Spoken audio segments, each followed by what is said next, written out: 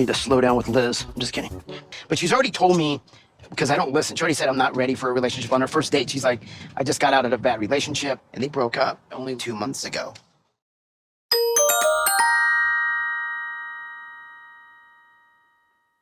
Hey everyone, what's up? It's Sarah and welcome back to my channel.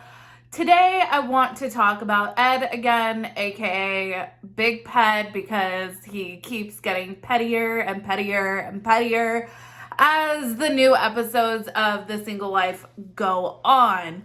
I actually less than a week ago put out my last video on him, and you know, I was really grossed out, obviously, as a lot of us continue to be, by his behavior towards Liz on The Single Life. A lot of us have been questioning why she even continues to indulge this when she clearly, her whole body language and her behavior towards him doesn't scream that she's into him.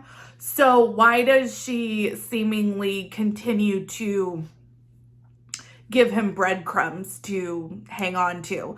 And I'm going to touch on that. But boy, did it get super fucking dark this week. I just had to talk about it. So let's just jump right into it. So in this episode of The Single Life, we actually meet Ed's brother, and he gives us kind of the backstory on them growing up, and they go golfing. Just take a look at this clip of them golfing together. Our first date was a lunch date. We just talked like for 2 hours, just conversation. She was crying, I was crying. For what? Just like emotional Don't shit. cry on your first date, dude. Are you fucking kidding? I can't remember hearing anybody ever tell me that they were crying on the first date and it worked out. So I don't know, man.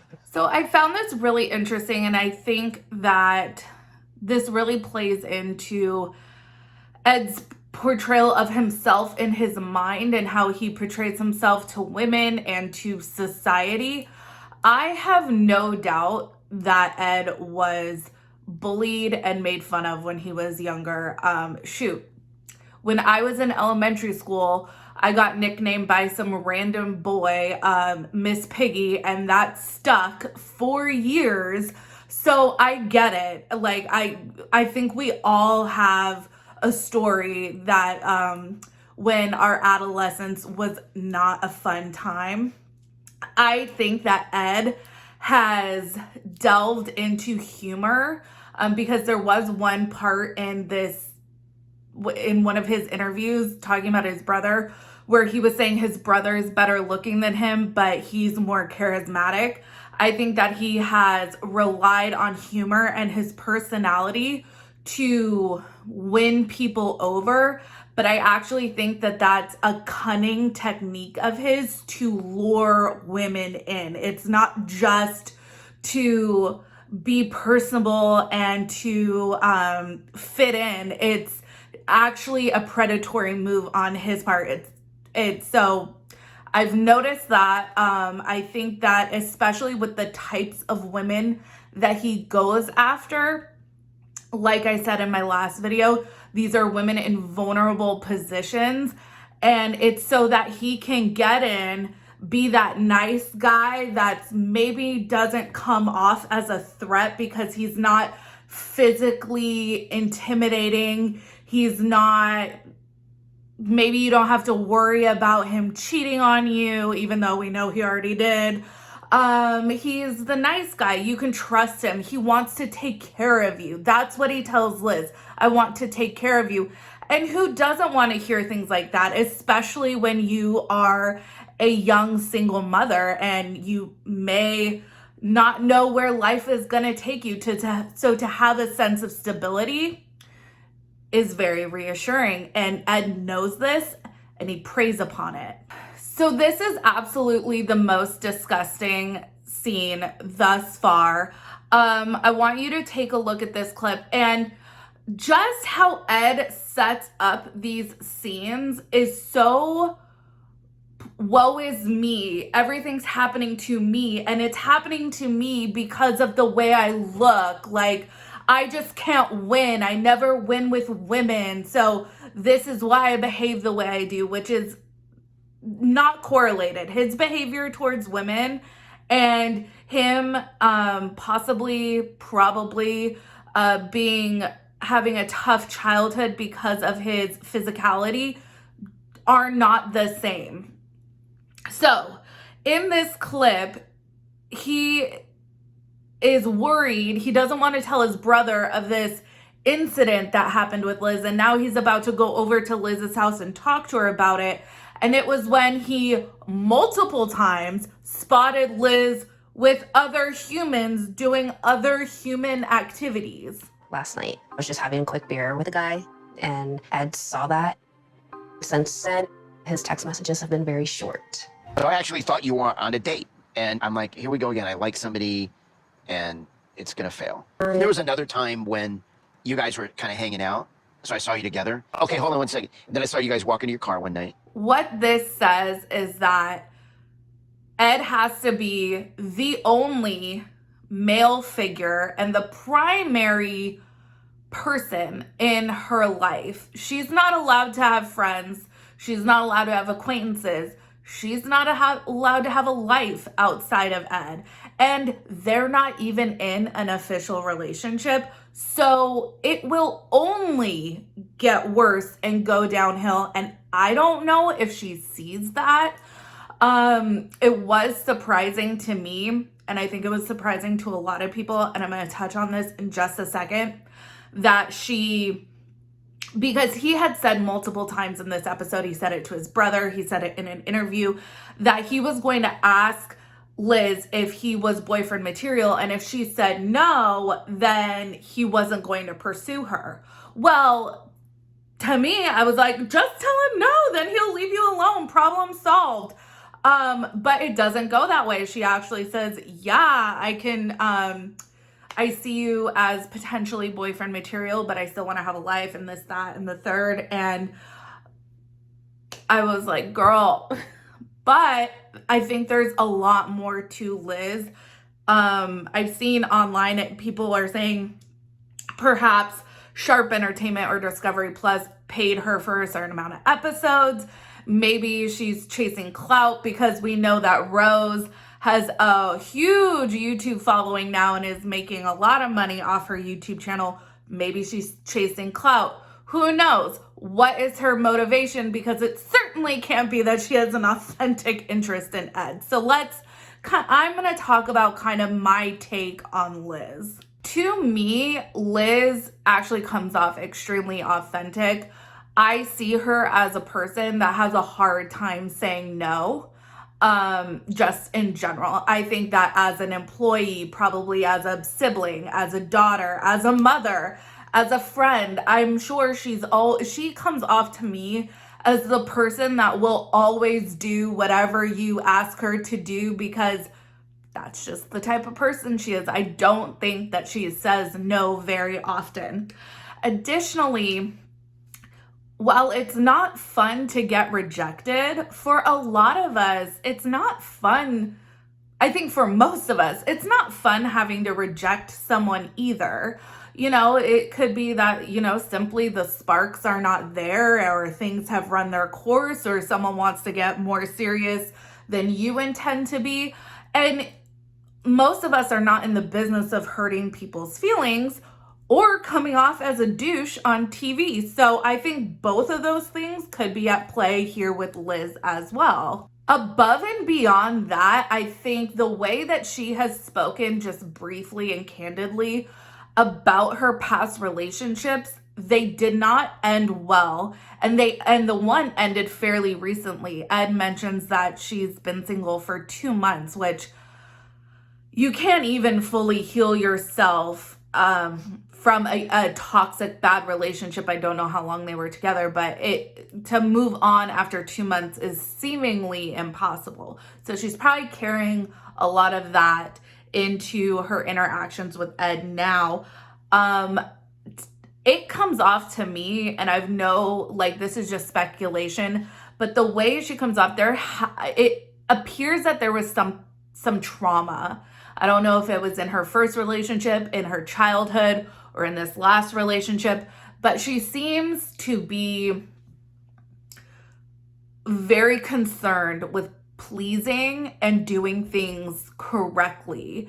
And that if she maybe does things out of step, there might be bad repercussions for her. And that is the vibe that I got with seeing her interact with Ed in this scene, because every time he said, oh, but I saw you with this person. Oh, I saw this person walk you to your car. She never was like, and that's none of your fucking business, because it's not. And that's what she should have said. That's what she's entitled to say. It was, that's my coworker. Nothing's going on between us. It was like excuses, almost as if she thinks that something she did was not on the up and up there. And that really struck me. I also think that if she did experience trauma or maybe verbal or emotional neglect or abuse in a previous relationship, it could cloud her ability to assert herself and establish boundaries, which she clearly needs to do with Ed. You need, as a person, and a lot of us struggle with it too. I struggle with it too. It's really good to establish boundaries. A lot of us struggle with that. But I can definitely see that here with Liz, that as opposed to saying, Ed, like, shut the fuck up, like, I'm gonna do what I want, and if that is not something that is okay with you, then bye, don't let the door hit you where the good Lord split you. Instead, she justifies and rationalizes and tries to make Ed feel better about her just being a 28-year-old woman. I think Ed also uses his position as this like pseudo celebrity reality star. He's an older man. He comes off with promises of financial stability. He says, I want to take care of you. He tries to disarm her with his humor, although I personally don't find him to be humorous at all. All to lure her in, to lower her guard, to trust him, to rely on him. She, after, and we're going to talk about this in a second, when she goes out on a girls' night and her ex pops up, who does she run to? She runs to Ed. And that is a calculated move on his part to be the person that she goes to. Ultimately, none of this is cute. This is actually extremely dangerous behavioral habits that could lead to a really bad toxic relationship. And I hope that Liz sees this, and I hope that all of this is just like, it ends when the show ends. But I don't know, Ed, I don't think is capable of having a healthy relationship, because one, he does not find value in women his own age. He has said as much. He wants to always have one up on his partner, be it being more financially successful, being older, being more like safe and secure. He always has to have that up. If he really truly dated someone who was his numerical equal as far as age, his financial equal as far as like success, I don't think he would be very successful in love, just personally. That's my personal opinion. So let's talk about the fight not caught on camera. As this episode of The Single Life was wrapping up, all of a sudden we cut to Ed, and he's leaving Liz a voicemail. This is after, he already came out and was like, I saw you having a drink. I saw you getting walked to your car. I saw you this, that. Coming off like a total creep. Even after all of that and things were all well, things still had to get worse. So just take a look at this clip. Hey, Oh, hey, Liz, it said, hey, give me a call when you can, okay? Thanks, bye. It might be over. Liz had a girls' night out, and which was only supposed to be girls, and the ex showed up. I don't know if, how he found her. Maybe she was upset, and I started asking, I think I asked one too many questions, and it pissed her off. And What then, did you ask to piss her off? I'm just like, hey, are you still in communication with this guy? How did he know where you were at? I don't even want to like sit here and say like why did this ex pop up? It's of no consequence. How he came to find out that this ex popped up, that is more interesting to me. This clearly upset Liz to the point where she sought solace in Ed, again, a calculated move on his part to establish himself as that safety net for her. So she goes over to him to just get support, emotional support. And what does he do? He questions, well, why did he show up? Why did he know where you were? Blah, blah, blah. Like all these things. And it's like, ew. And she got justifiably upset and left. And now he doesn't know if he has a wedding date for some wedding he has to go to. Again, and this is really important. And I will continue to make videos about Ed because it's important for women to realize that it's important to say no, to establish boundaries, and to not feel pressured into engaging in situations that make you uncomfortable simply because you're worried about being polite. Like a lot of women, myself included, struggle with that. And I see that a lot with Liz, and men like Ed take advantage of that. Ed has been accused of a lot of things, things that are not, he hasn't been found guilty in a court of law. Things that he has done 100% is he has reposted videos that minors, girls, young girls under the age of 18 have posted that they wanted to kiss Ed, that they wanted to be with Ed, and Ed has reposted these. That's disgusting. It's absolutely disgusting. And women should be aware of men like Ed so that they can't prey on people. And I know that that sounds harsh because maybe he hasn't committed a blatant crime yet, although he has been accused. But this is extremely problematic behavior and it needs to be called out. Anyways, you guys, thank you for watching this video. Make sure you like this video, subscribe to my channel. When you subscribe, make sure you turn on the bell notifications so you don't miss when I upload new content. Follow me on Instagram and Twitter at Reality Squad, and I will see you guys in the next video. Take care. Have a good one. Much love.